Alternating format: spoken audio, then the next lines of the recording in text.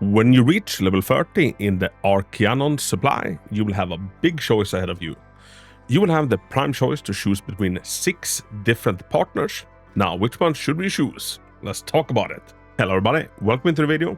My name is Hako. So, today I reached level 30 on my Arkhianon.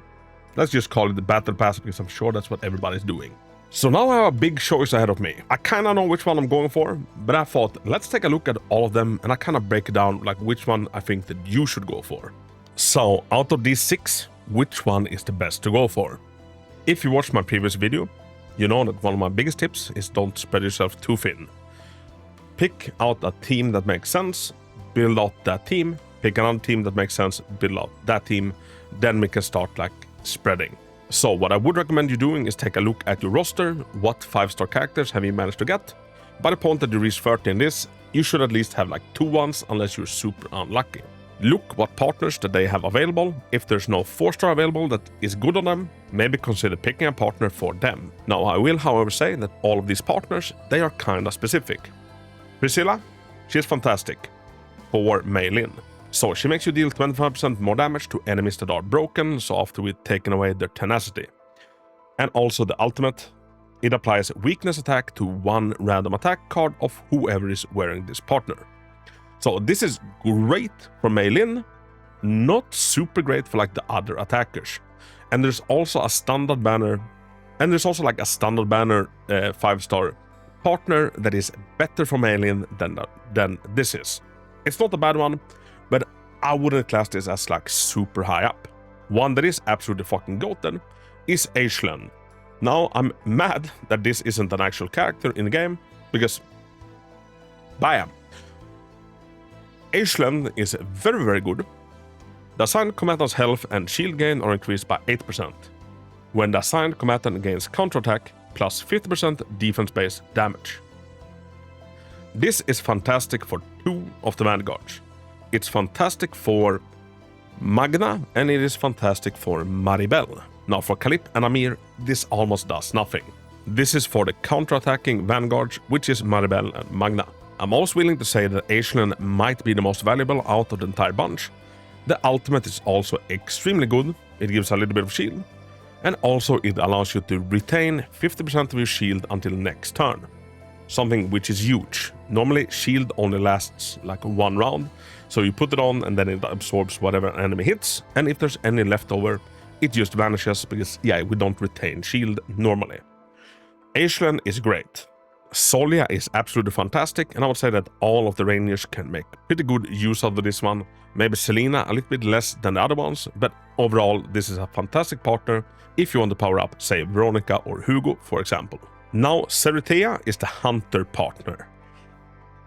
There's one hunter that really works really well on crit, which is Luke. For the other ones, it's still good, but this, I would say, it's constructed with Luke in mind. So if you really want to power up your Luke, this is a good card, and it's not bad on Renoa or Lucas either. It is a good card for your hunters. I would maybe say that from a value standpoint, both Arkhianon and Solia are better, but it depends on what characters you do have.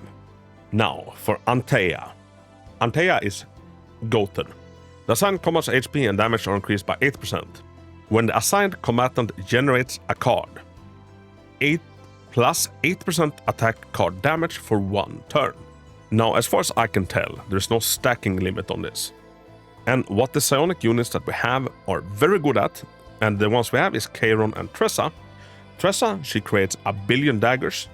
Kairon, he creates 1 billion futility cards. So they will be able to stack this for absolutely silly amounts. And the ultimate is not bad, it's an AoE attack and also vulnerable on all of the enemies. Antea is a very good card, and Antea is amazing for both Kairon and Tressa. Now for the last one, Nyx. Some increase to HP, some increase to healing, and when the assigned combatant draws for the first time each turn using an ability, plus 8% damage dealt by allies for 1 turn. Now I do find the Nyx slightly lackluster to almost all of the other ones. 8% damage increase, not that much compared to what the other ones do. And the alt is also 4 EP to discard up to 3 cards, and then we draw that many cards extra. It's good for card draw. Overall, I feel like Nyx isn't the greatest. If you're playing a discard deck, it might be extra great. I'm thinking this fits kinda good on Cassius. Now, I will say that the standard banner controller card is not great either, and it is made with Orlea in mind. So controllers have it a little bit rough to like actually find a really good card. And I think honestly for like general purpose use, I'd rather use an Arwen or, you know, maybe even an Alyssa. Me personally, I don't feel like Nyx is worth it. It is a slight buff to your other characters. But yeah, overall, I did not pick Nyx, no matter what character that I managed to pull. Personally, I am eyeing the middle 4 cards. Now, one of my favorite teams to run is Magna and Amir. And honestly, the option is kind of a no-brainer. Aislan is a very, very good card. Now, as someone that has Veronica, Solia would be super goddamn solid. I have picked up a Luke. I don't really have any interest in building him, so I'm not gonna be picking up Ceretea. I might consider it for the next Battle Pass if I manage to pick up Renoa. But I'd say the ones I'm debating is Antea, just because Kairon would go crazy with Antea. And I generally think that Antea is really, really solid and strong. But I think the real question is Aislan or Solia. Solia is great and it works fantastic on Veronica.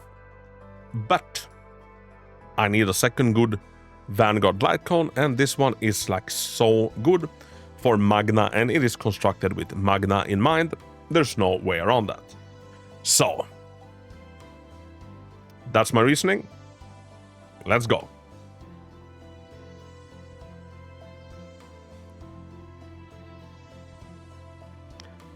Once again, why is this not a playable character? Why is it just a partner? Welcome home, Aislan. So everybody, hopefully with this video I could help you make a more informed decision on what to pick for the Battle Pass. Let me know down in the comments what you did end up picking, and I almost feel a little bit mean to Nyx. Maybe I'm just sleeping on it. She's one of the better controller partners. I just feel like the controller partners in general are a little bit so-and-so compared to other agents. And if you enjoyed the video, found it helpful, feel super free to leave a thumbs up and maybe subscribe to the channel. I put out a lot of Chaos Zero Nightmare and also a lot of Send the Zone Zero. Everybody, as always, have a big hug. Thank you so much for watching. Until next time, Hako out.